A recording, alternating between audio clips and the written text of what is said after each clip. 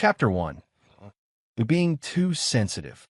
The screen door creaked as I pushed it open with my shoulder, the familiar sound echoing through the quiet house. It was still light outside, mid-July sun clinging stubbornly to the sky, but my body felt like it was closer to midnight. My boots thudded against the tile as I kicked them off near the door. My shirt clung to my back, stiff with dried sweat.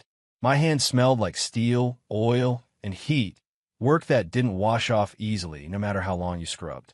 From the living room, the glow of a phone screen lit up my wife's face. She was stretched out on the couch, legs tucked beneath her, thumbs scrolling lazily. The TV was on but muted. I stood there for a second, watching her without announcing myself, the way you do when you're trying to remember when something last felt different. She didn't look up. "You didn't have to work late again," she said flatly, eyes never leaving her phone. I exhaled, dropping my lunch bag on the counter. "Someone has to pay the mortgage," I replied, half joking, half too tired to care how it landed. That got her attention, just barely. She smirked, a quick curl of her lip that might have been playful once. Now it felt practiced. "Right, because I just sit around all day spending money, right?" she said. "That's not what I meant," I said, loosening my belt. "I meant overtime came up." I took it. She shrugged. "You always do." I walked into the kitchen, grabbing a glass and filling it with water. The house smelled faintly of lemon cleaner and something floral, candles she liked to light when she was home alone. I drank deeply, the cold water grounding me, then leaned against the counter. "How was your day?" I asked. "Fine," she said quickly. That was it. No details. No complaint. No story. Just fine. I nodded like that was normal. Like that was enough. This was how it had been lately. Two people sharing space, sharing bills, sharing a last name, but not much else. The routines were still there. Dinner together most nights. Weekend errands. The occasional obligatory date night. From the outside, we probably looked solid. Comfortable. Married. But comfort can look a lot like distance if you stare at it long enough. She laughed suddenly, a soft, breathy sound that didn't belong to the quiet room. I looked up. Her head was tilted down, hair falling forward as she typed something quickly. "What's funny?" I asked. She paused, just a fraction of a second too long, then locked her phone and tossed it face down on the couch. "Nothing. Just something dumb." I raised an eyebrow. "Dumb enough to laugh like that?" She rolled her eyes. "God, why do you always do that?" "Do what?" "Interrogate me," she snapped. It was a joke. "Relax." I held my hands up slightly. I asked one question, and I answered it. She stood up, smoothing her shirt, suddenly restless. "You're being too sensitive." There it was. The phrase she'd been using more and more lately, like a shield. Too sensitive. As if noticing things, changes, pauses, lock screens was a flaw. I watched as she picked her phone back up, fingers curling around it protectively. She didn't start scrolling again, though. She just held it, like she was waiting for something. "You eat yet?" she asked. "Grabbed a sandwich at work," I said. "I can make something if you want." "No, I'm not hungry," she replied. "Actually," she hesitated then sighed. "We're having dinner with my family this weekend." I glanced at her. "We are?" "Yes. Saturday night. At my parents' place." I nodded slowly. "Okay. What's the occasion?" She smiled, but it didn't reach her eyes. "My sister wants us all to meet her new boyfriend." That explained the tone. The casual way she said it, like it was nothing, even though we both knew her sister never did anything without making it a production. "Another one?" I said lightly. She shot me a look. Don't what?" "Don't start," she said. "She's serious about this one." I shrugged. "You've said that before." "This is different," she insisted. "He's accomplished." There was a strange emphasis in her voice, like the word mattered more than it should have. She glanced down at her phone again, then back up at me. "He's got money. A good job. Ambitious." I smiled faintly. "So, a human being." She didn't smile back. Instead, she crossed her arms and looked me up and down, not cruelly, not obviously, but with a kind of quiet assessment that made my chest tighten. She began, then stopped, choosing her words. "Just try to make a good impression, okay?" "I usually do," I said. She scoffed. "You know what I mean." "No, I don't," I replied. "What do you mean?" She exhaled sharply, already annoyed. You don't have to be sarcastic. Or defensive. Defensive about what? About everything, she said. Sometimes it's like you're always waiting for someone to insult you. I stared at her. Funny. I don't remember being like that before. She looked away. People change. Yeah, I said quietly. They do. Silence settled between us, thick and uncomfortable. The hum of the refrigerator filled the space.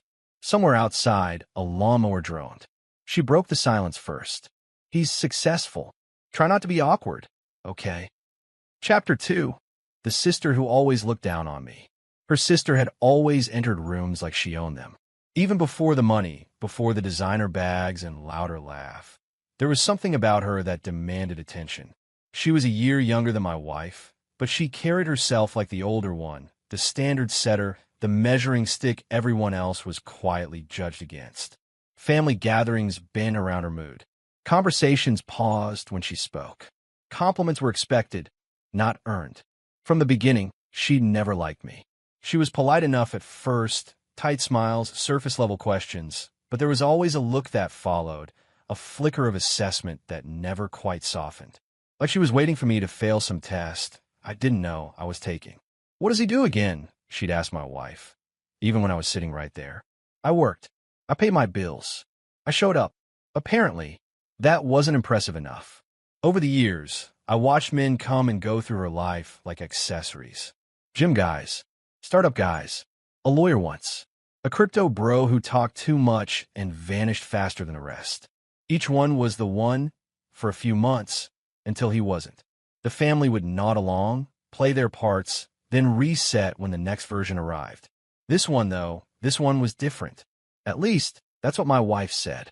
We were driving to the grocery store the next morning, sunlight spilling through the windshield, the air already warm. She was unusually quiet, staring out the window, phone resting face down her lap. She's really excited about him, she said suddenly. I glanced over. She's always excited. No, she replied, shaking her head. This is different. He's serious. He's established. There was again. That word. Established, I repeated. What does that even mean anymore? She sighed, like I was missing something obvious. It means he's done well for himself. He's not. She stopped herself. Not what? I asked. Never mind, she said quickly. I don't want to argue. But the argument had already started. It just didn't have raised voices yet. Family gatherings had always been subtle competitions disguised as small talk. Who remodeled their kitchen? Who took the better vacation? Whose kid got into which school? And my wife's sister, she kept score better than anyone. At the last Thanksgiving, I'd mentioned a promotion opportunity at work. Nothing flashy, just something I was proud of. Her sister had smiled thinly. Oh, so still hourly? The table had gone quiet for half a second too long. I laughed it off. My wife changed the subject. No one called it out. After that, I noticed things. The way my wife would jump in when I spoke, correcting small details that didn't matter. No, it was 3 years ago, she'd say. That's not how it works, she'd add lightly, but loud enough. At first, I told myself she was just being precise. Helpful, but it kept happening, and it only seemed to happen around her family. One night, we were all sitting in the living room after dinner. Her sister was scrolling through pictures on her phone, showing off a weekend trip she'd taken, rooftop bars, expensive plates of food arranged just so. Living your best life, their mother said admiringly. Her sister smirked. You have to, right? I chimed in without thinking. Looks crowded. She looked up at me like I'd insulted her personally. That's because you've never been anywhere worth going. A couple people chuckled. I felt my wife shift beside me. Instead of defending me, she leaned in and whispered, just let it go. Later that night, as we loaded dishes into the dishwasher, I said, your sister didn't have to say that. She shrugged. She was joking. She wasn't. Why do you always assume the worst? She asked. She's just honest. Funny how her honesty only goes one direction, I said. She slammed a plate down harder than necessary. God, you're always looking for a problem. I wasn't. I was noticing patterns. The closer this dinner got, the more I felt like I was being prepped, warned, softened up in advance. Just don't get defensive, my wife said one evening as we folded laundry. Don't be quiet and weird. Don't make it about you. I stopped folding and looked at her. Do you even hear yourself? She avoided my eyes. I just wanted to go smoothly. For who? I asked. She didn't answer. A few days later, we ran into her sister at a cafe. Completely unplanned. At least, it seemed that way. She was already seated, sunglasses perched on her head, coffee untouched. There you are, she said brightly. Her eyes flicked to me, then back to my wife. I was just telling him about Saturday. Him? I asked. She grinned. My boyfriend. You'll meet him soon. The way she said it, like a promise and a threat rolled into one. As we sat down, she launched into stories about him. His job, his connections, his car. Every detail, carefully chosen. My wife listened, leaning forward, smiling, nodding along. I watched her face light up in a way I hadn't seen in a while. That's impressive, my wife said at one point. Her sister raised an eyebrow at me. Right? I smiled politely. Sounds busy. She laughed. Some people thrive under pressure. My wife shot me a look. A warning. On the drive home, the silence stretched until it was unbearable. You didn't have to sound so dismissive, she said finally. I wasn't dismissive. You always do that, she replied. That tone. What tone? She threw her hands up. That, like you're above it. Above it? I almost laughed. I said he sounded busy. And you meant stupid, she snapped. I didn't. She shook her head, frustration etched across her face. Do you have a talk like that? Like what? Like that. Chapter 3. Enter the rich boyfriend. Dinner at her parents' house was always a performance. The driveway was already full when we pulled in, cars angled just right like they belonged in a magazine spread. I shut off the engine and sat there for a second, hands on the steering wheel, listening to it tick as it cooled. My wife was already unbuckling, checking her reflection in the visor mirror. Try to be nice, she said, not looking at me. I usually am, I replied. She gave me a tight smile. You know what I mean.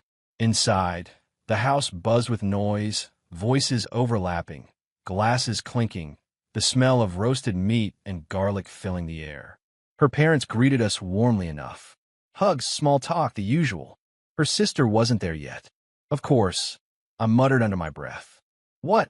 My wife asked. Nothing. We settled into the living room, everyone pretending not to notice the empty seat at the table.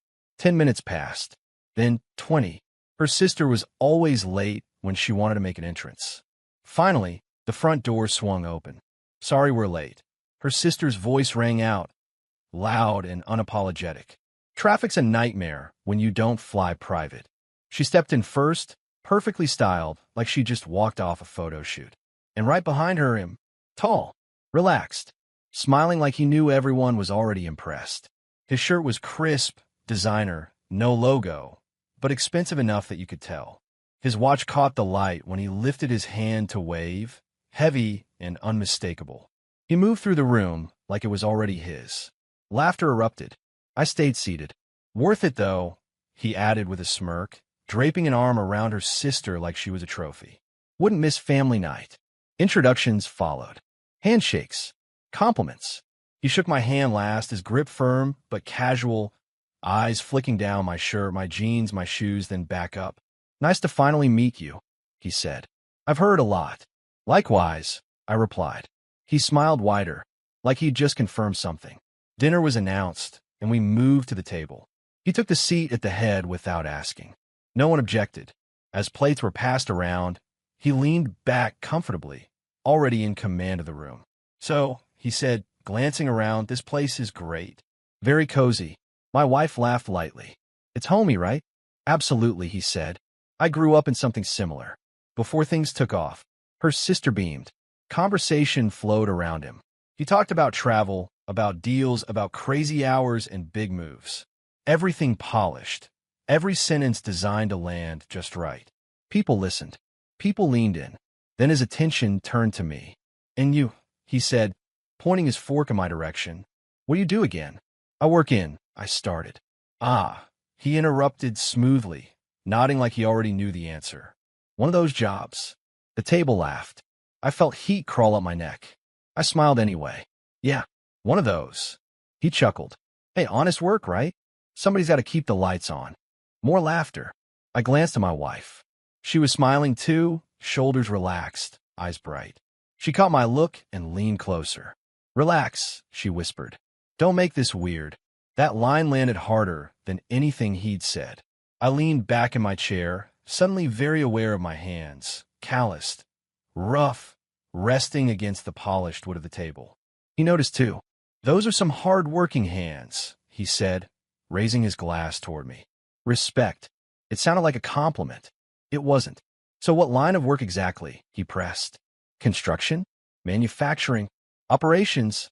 I replied evenly. "Right," he said, nodding again. I had a phase where I thought about getting into something like that. Then I realized I hated getting dirty. Her sister laughed too loudly. Their mother smiled politely. Her father cleared his throat, but said nothing. The room felt smaller. My wife jumped in. "He works long hours," she said. "Very long." There was something about the way she said it, like an explanation, or an apology. He raised an eyebrow. "Ambitious. I like that. Grind culture, right?" "Something like that," I said. He leaned toward my wife. "Must be tough, being married to the job." She laughed again. "You get used to it." That one stung. The rest of dinner passed in fragments. Stories I half heard. Jokes that landed a little too close to home. Every now and then, he'd glance at me, like he was checking to see if I was still keeping up. When dessert came out, he pushed his plate away. "Can't eat too much," he said. "Gotta keep the edge." My wife smiled at him. "Discipline." He winked. "Exactly." I stood up to help clear dishes. My wife shot me a look like I was interrupting something. I ignored it. As I carried plates into the kitchen, I caught my reflection in the dark window, tired eyes, shoulders slightly slumped. I straightened instinctively. When I returned, he was telling another story, louder now, holding court. And that's when I told him. He said, "If you can't keep up, get out of the way." More laughter. I sat down, jaw tight, hands clasped together. My wife leaned over again, her voice low. "Seriously, don't make this weird." Chapter 4. Humiliation at the table. By the time the main course was halfway finished, it stopped feeling like a family dinner and started feeling like a slow, deliberate execution. He had the floor now, not because anyone gave it to him outright, but because no one tried to take it back. The boyfriend leaned back in his chair, one ankle resting casually on his knee, swirling his drink like he'd done it 1,000 times before. Every story circled back to money somehow. Not directly at first, just enough to let everyone know it was there. "I don't even check prices anymore," he said with a chuckle. "If I want something, I buy it. Life's too short to nickel and dime yourself." Her sister laughed, touching his arm. "That's his philosophy with everything." "Time is the real currency," he added. "You can always make more money, but wasting your life grinding?" He shook his head slowly. "That's the real tragedy." I felt my jaw tighten. Across the table, my father-in-law nodded thoughtfully. "That's one way to look at it." "Exactly," the boyfriend said, encouraged. "I mean, no offense to anyone, but I've never understood guys who spend their whole lives breaking their backs for pennies." He looked right at me when he said it.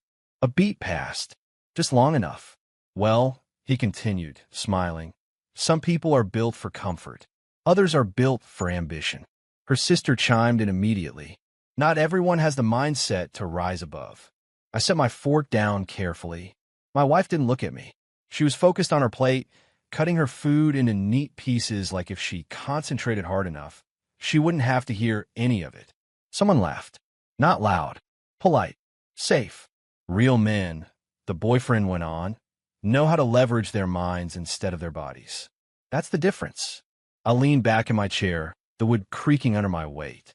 My hands were clenched now, resting on my thighs, knuckles pale. I took a slow breath through my nose. Her mother cleared her throat. "Well, everyone contributes in their own way." "Of course," he said quickly, holding up his hands. I didn't mean to sound dismissive. Honest work is honest work. He paused, then added, "But let's be real, some work just doesn't lead anywhere." Her sister laughed again, louder this time. I glanced at my wife. Finally, she looked up, just long enough to catch my eye. There was a flicker there. Not concern, not anger, worry, but not for me. She leaned closer, her lips barely moving. "Please," she whispered, "just let it go." I stared at her. Let what go? She didn't answer. She just shook her head slightly, eyes pleading, not with me, but with the situation. The boyfriend noticed the exchange. Everything okay over there? He asked, feigning concern. Yeah, my wife said quickly. Everything's fine. He smiled. Good. Hate awkward dinners. Her sister smirked. Some people just take things too personally. I felt something shift in my chest then. A quiet realization, settling heavy and cold. This wasn't teasing anymore. This was intentional. So, the boyfriend said, turning his attention back to me like a cat that hadn't finished playing with its food. What's the long-term plan? Excuse me, I asked. For you, he clarified. I mean, are you happy where you're at? Or is this just temporary? I held his gaze. I'm doing fine. Fine, he repeated, tasting the word. That's one way to live, I guess. My wife laughed softly. He's very stable. Stable. Not driven. Not impressive. Stable. Stability's important, her father said. Especially in a marriage. The boyfriend nodded. Sure. Until it turns into stagnation. That did it. I pushed my chair back slightly, the sound sharp against the floor. The room quieted just a bit. Not enough to stop him, but enough to notice. Is there a problem? He asked, eyebrows raised. I opened my mouth. My wife's hand shot out and grabbed my arm under the table. Her grip was tight. Don't, she hissed. Please, stop embarrassing me. I froze. Embarrassing her. Not him. Not them. Me. I looked at her hand on my arm, then at her face. She wouldn't meet my eyes now. Her jaw was set, her expression tense, not protective, not supportive. Ashamed. I slowly sat back down. The boyfriend smiled, satisfied. Hey, he said lightly, raising his glass. No harm meant. We're all family here. Her sister clinked her glass against his. Exactly. Conversation resumed, but I was no longer part of it. I ate in silence, each bite tasteless, each laugh around the table landing like another reminder of where I stood. Across from me, my wife leaned into the conversation, nodding along, engaging, smiling. She asked him questions. She laughed at his stories. She never once looked my way again. I realized then, quietly, unmistakably, that she wasn't just failing to defend me. She was distancing herself from me, creating space, drawing a line. I wasn't her partner at this table. I was the thing she hoped no one noticed. A liability. Chapter 5, the comment that changes everything. Dessert hadn't even been served yet, but the boyfriend was already on his second drink. You could tell by the way his voice carried now. Louder, looser, more confident than before. The attention had soaked into him like fuel. Every nod, every laugh from around the table pushed him further into performance mode. He wasn't just talking anymore. He was holding court. And that's when I realized, he said, gesturing with his glass, most people don't actually understand how money works. They just work for it. Her sister laughed, leaning into him. He's obsessed with efficiency. Obsessed with winning, he corrected, flashing a grin. Big difference. I stared down on my plate, barely touched. My appetite had disappeared somewhere between real men and breaking backs for pennies.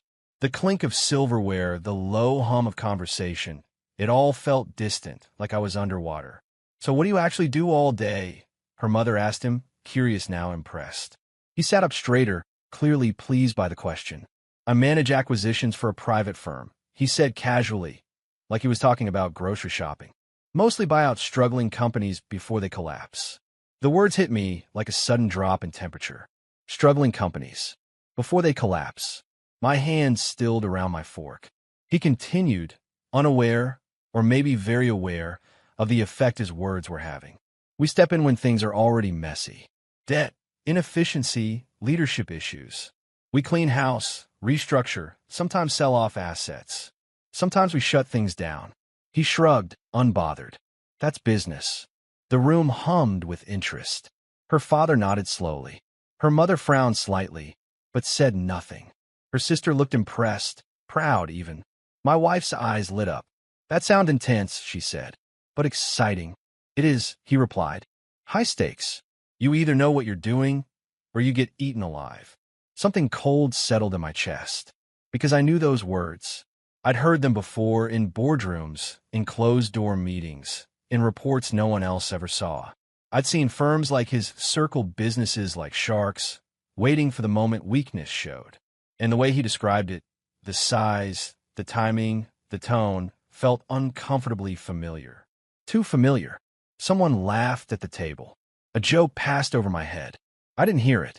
All I could hear was a name echoing in my mind. A company. A set of numbers. A situation that had been developing quietly for months. My pulse quickened, but my face stayed still. "So you like a fixer?" her sister asked. "More like a closer," he said. "I end things, or turn them into something profitable." He took a sip, eyes drifting toward me again. "Not everyone likes us, but the ones who matter respect us." I slowly set my fork down. The laughter continued around the table, but it sounded thinner now, stretched. I felt detached from it, like I'd stepped outside myself. I reached into my pocket. The motion was small, unremarkable.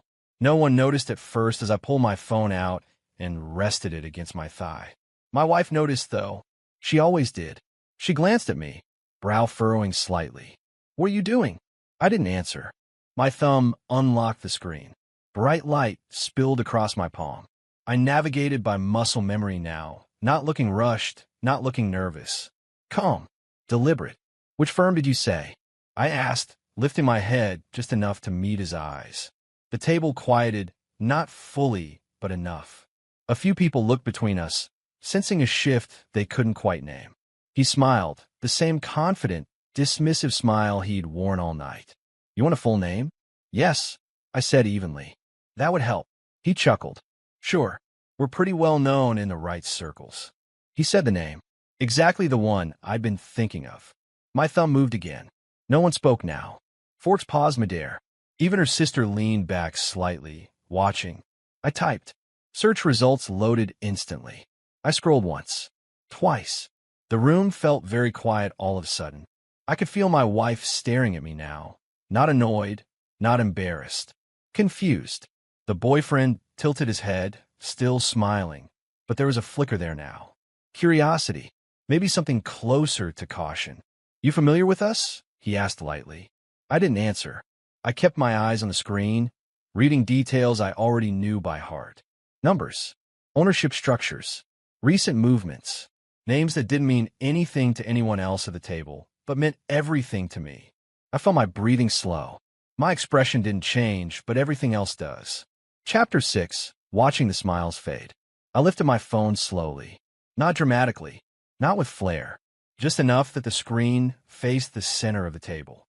The motion alone was enough to change the air. The boyfriend leaned forward instinctively, his smile still in place, but tighter now, less certain. The glow from my phone reflected faintly in his eyes as he read. Once, then again, the color drained from his face. It wasn't sudden. It wasn't theatrical. It was the quiet, unmistakable fade of someone realizing the ground beneath them isn't as solid as they thought. "That's interesting," he said, forcing a laugh that didn't quite land. "What am I looking at?" I met his eyes calmly. "You said you buy failing companies?" I asked. "Yeah," he replied, slower now. Cautious. "Interesting," I said, "because I own one." The words landed flat. Clean. Unemotional. Silence swallowed the table whole. Her sister's laugh died halfway out her mouth. Her parents froze, forks hovering inches above their plates. Even the hum of the refrigerator in the kitchen suddenly felt loud. My wife stared at me. Not annoyed, not embarrassed.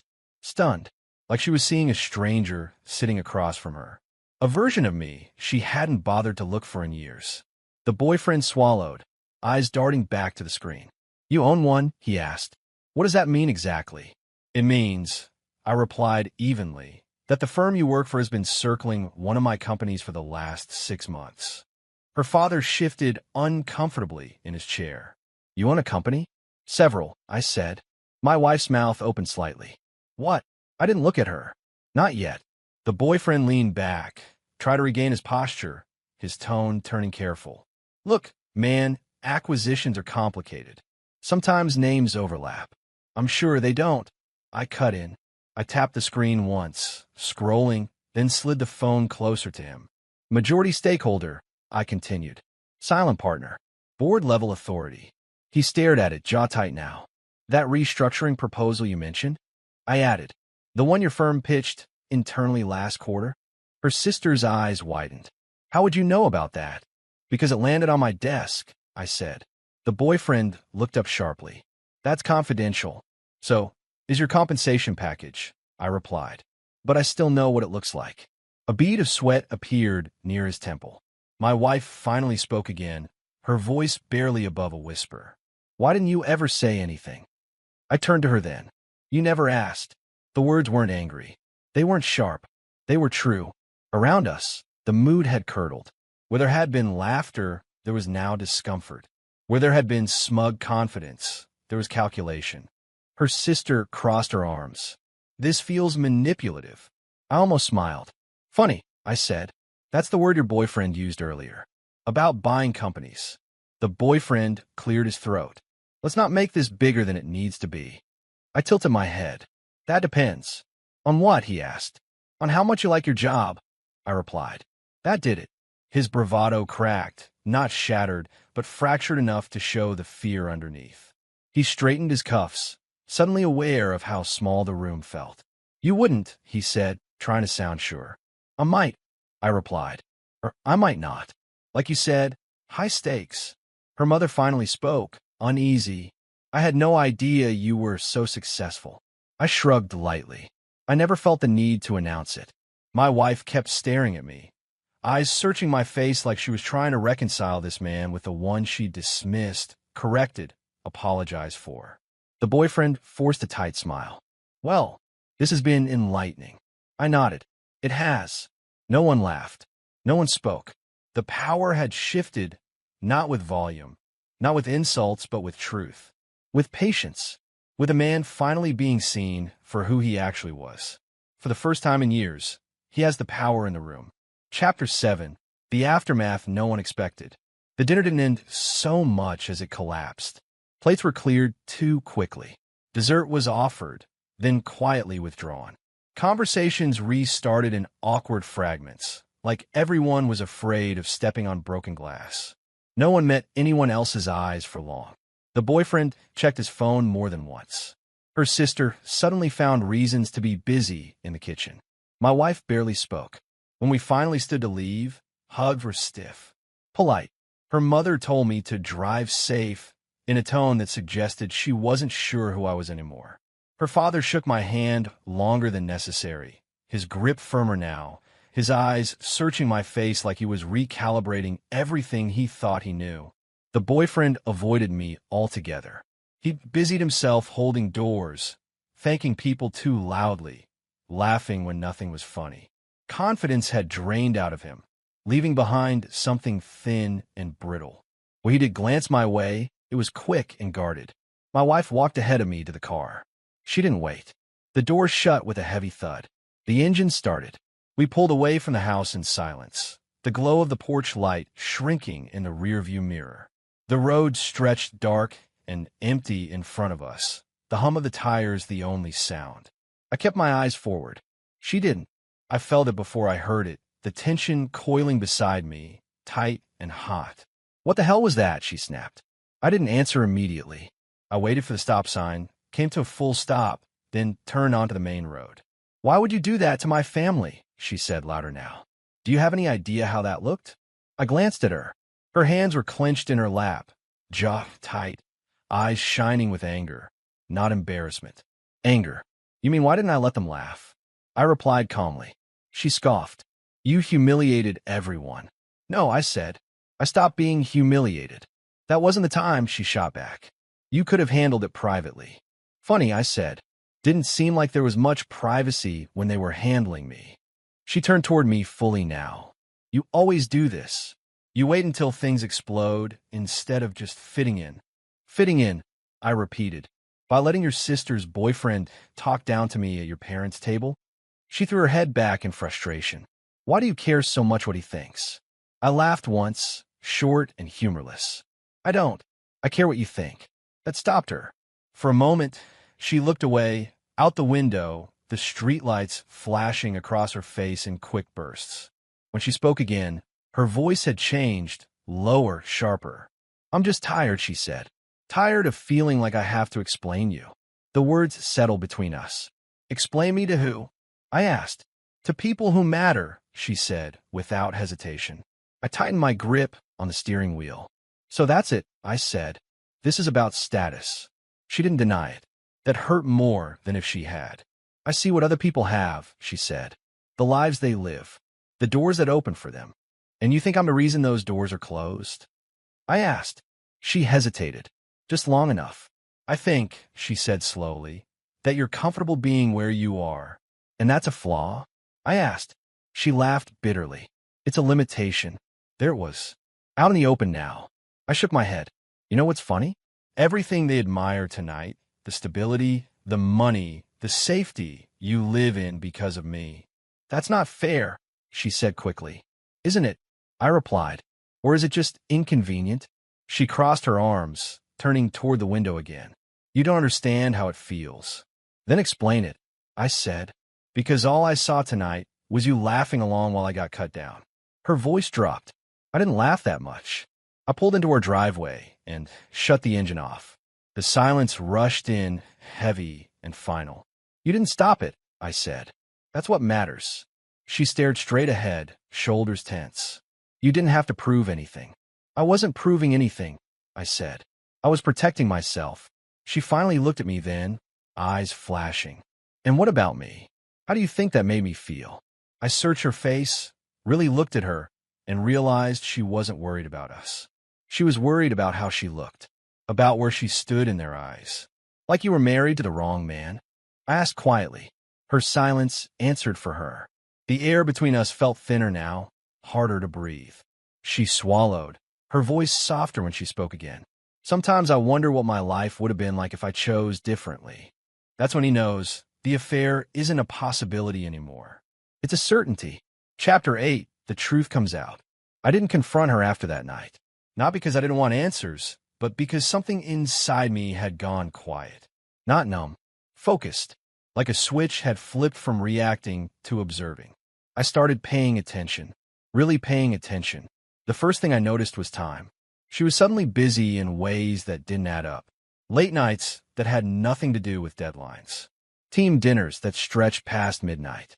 Weekend work trips that came with vague explanations and no real details. "Do you know when you'll be back?" I asked one Friday morning as she packed an overnight bag. "Not sure," she said, folding a blouse carefully. "Depends how things go." "With who?" I asked. She didn't look up. "Clients. Always clients." The second thing was her phone. It never left her side anymore. Bathroom, shower, even bed. She slept with it face down, screen dark, notifications silenced. If it buzzed, she'd glance at it instantly, then smile before she remembered herself and wiped the expression away. One night, I reached for it without thinking, just to move it off my side of the bed. She snapped awake. "What are you doing?" "Moving your phone," I said calmly. She grabbed it from my hand. "Don't." The word came out sharper than she probably meant. I watched her chest rise and fall as she realized how it sounded. There's work stuff on there." "Since when has that been a secret?" I asked. She didn't answer. She turned away instead. The third thing was the smell. I noticed it one evening when she came home later than usual. She brushed past me in the hallway, and something unfamiliar followed her, a clean, expensive scent. Not overpowering. Intentional. Cologne. The same one I noticed at dinner. I stood there for a long moment, staring at the closed bedroom door, my mind replaying things I'd dismissed before. Her sudden interest in clothes. The way she'd laughed at jokes that weren't funny. The way she'd looked at that man, not attracted, exactly, but impressed. Admiration can be more dangerous than desire. I didn't ask her about it. I didn't accuse. I waited. Patterns have a way of revealing themselves, if you let them. It happened on a Tuesday. Ordinary. Unremarkable. She'd gone to bed early, claiming a headache. I stayed up in the living room, the TV on low, a spreadsheet open on my laptop that I wasn't really looking at. Her phone buzzed on the coffee table. Once. Then again. She'd left it behind. A mistake she rarely made. I stared at it for a long time before touching it. Not out of guilt, but out of confirmation. because some part of me already knew what I'd find. The screen lit up easily. No password change. That felt intentional too, in its own way. The message thread wasn't hidden. It was right there. His name wasn't saved as anything clever. Just a first name. Clean. Confident. I didn't scroll at first. I just sat there, letting the reality settle into place. Then I read. Not explicit. Not graphic. Worse. Inside jokes. Compliments disguised as concern. Long paragraphs about feeling understood. About being seen. About how exhausting it was to pretend to be satisfied with a life that didn't fit anymore. She wrote things to him she hadn't said to me in years. You make me feel alive. I can finally breathe when I'm with you. You get it. You understand what I want. He responded in kind. Not pushy. Not desperate. Confident. Assured. You deserve more. You're wasted where you are. You shouldn't have to shrink to make someone else comfortable. I felt something tear, not loudly, not dramatically, but cleanly, like fabric giving way under steady pressure. There were pictures too. Not explicit. Smiles. Drinks clinking. Hotel lobbies.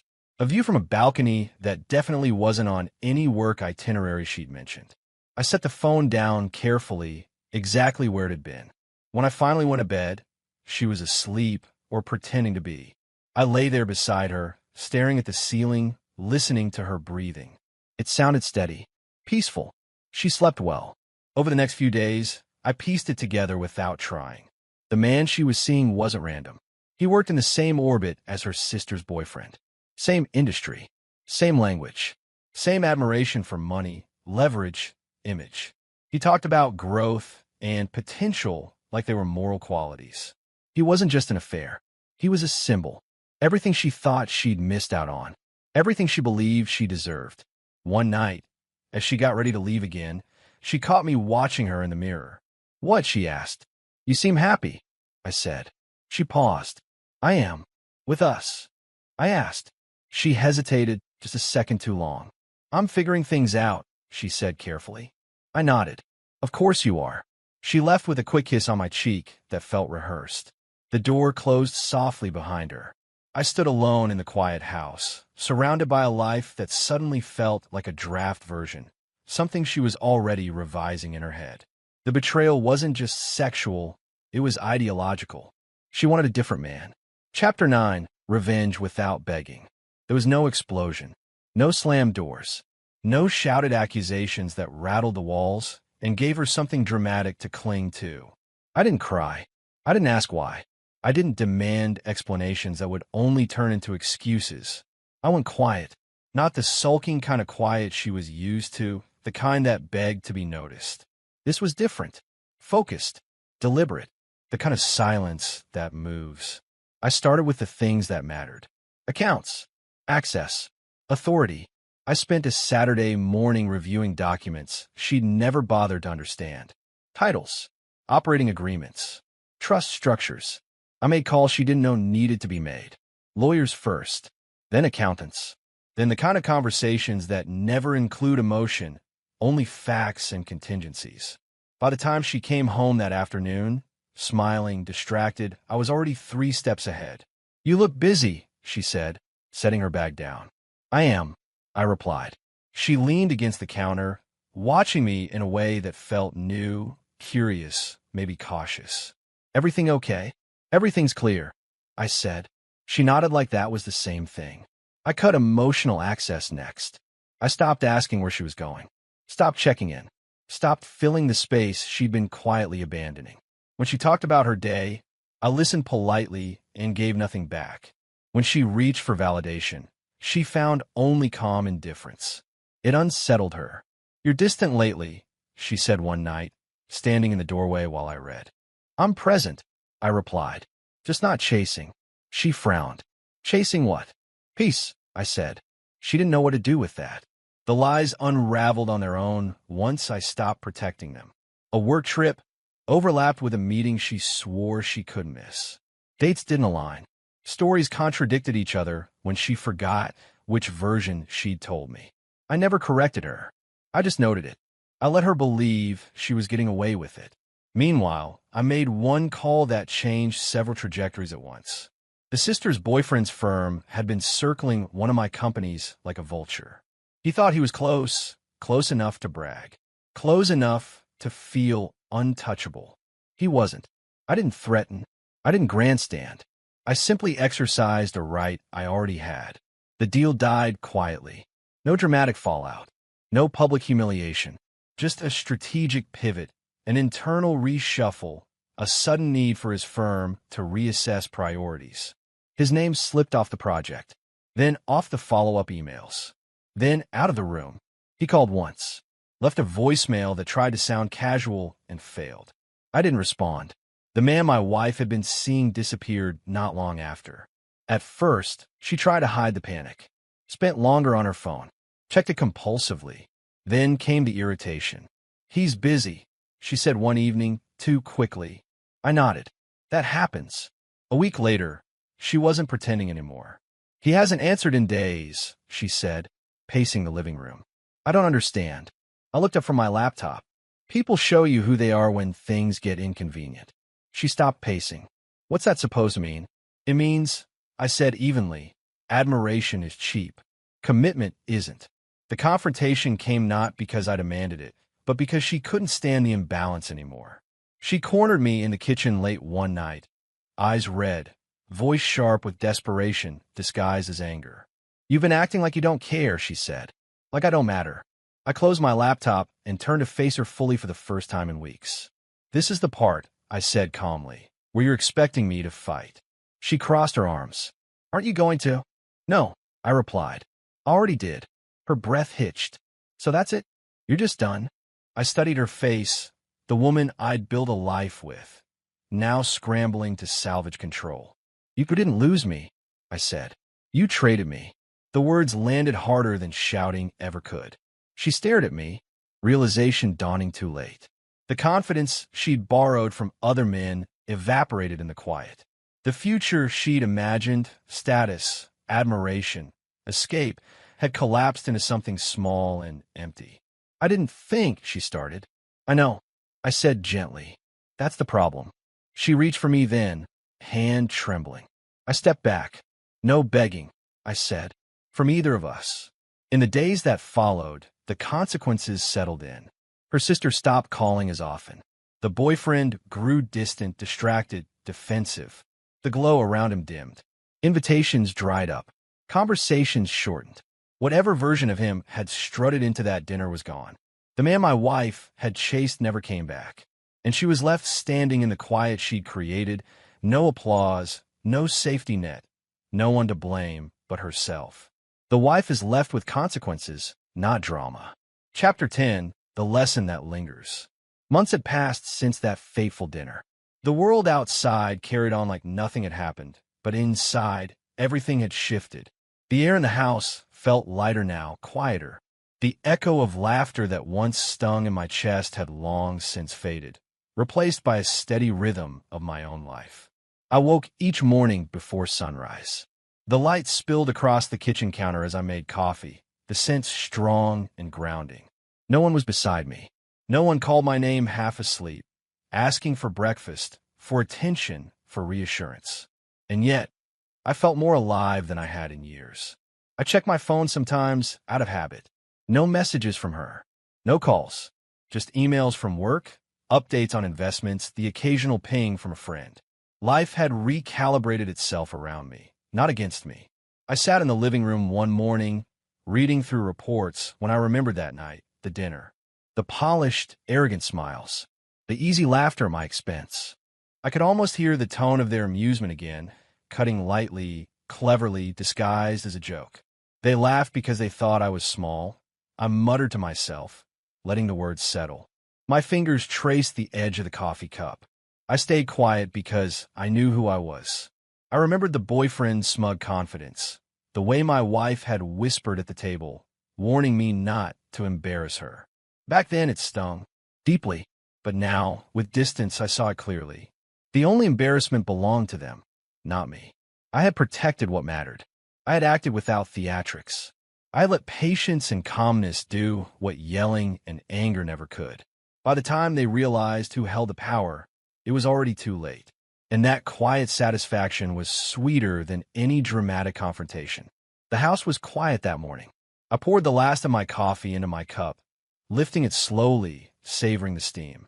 I looked out the window, neighbors walking their dogs, kids on bicycles, a dog barking somewhere in the distance. And for the first time in a long time, I smiled at the ordinariness of it all. My world didn't have to revolve around her or anyone else's judgment. I thought about the sister, her boyfriend, the man she had been chasing. Their arrogance had crumbled. Their faces, once animated with superiority, were now distant memories, tinged with something smaller, weaker. And I hadn't done a thing to humiliate them. I had merely stayed steady, waited, and let the truth speak. I ran my hands over the edges of the leather chair I sat in. Each groove, each worn mark, felt like a testament to persistence, to endurance, to control.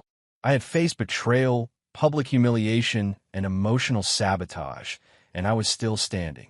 Stronger than before, sharper, more aware of my value. I sipped my coffee again. A quiet chuckle escaped me. Not bitter, not angry, just knowing. The lesson was simple, but it ran deep.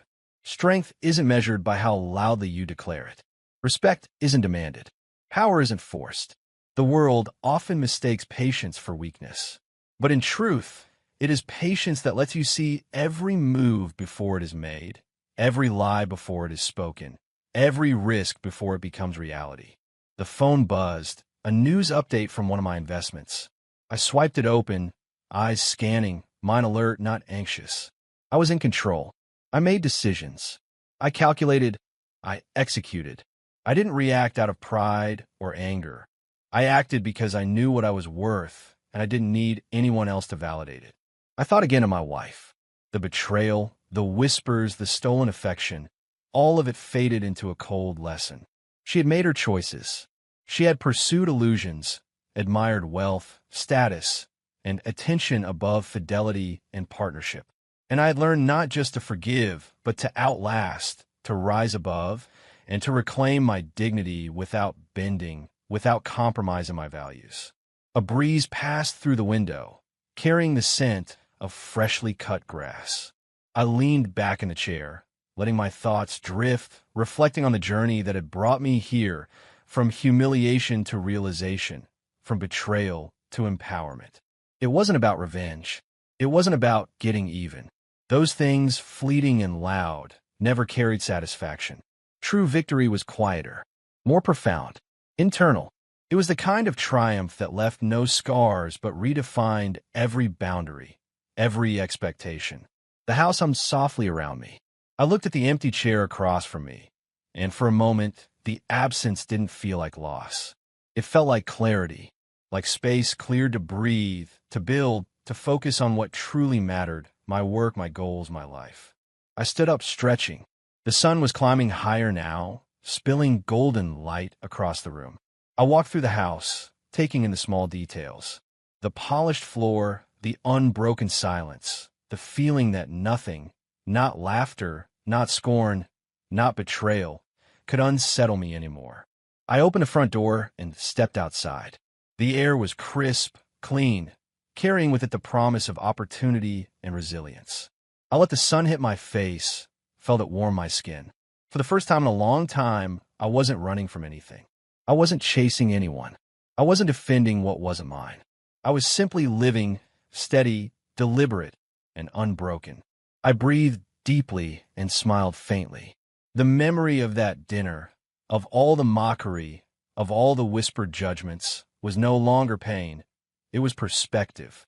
A reminder that the world often underestimates quiet strength, that people confuse patience for weakness, and that dignity is not given, it is claimed.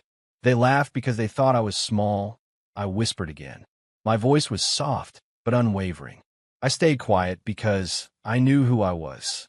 I paused, looking out across the street where life moved on, oblivious to my silent victory. And then I said it, not for anyone else, not for anyone to hear, but for myself. A man who knows his worth doesn't need to raise his voice. He just needs to wait.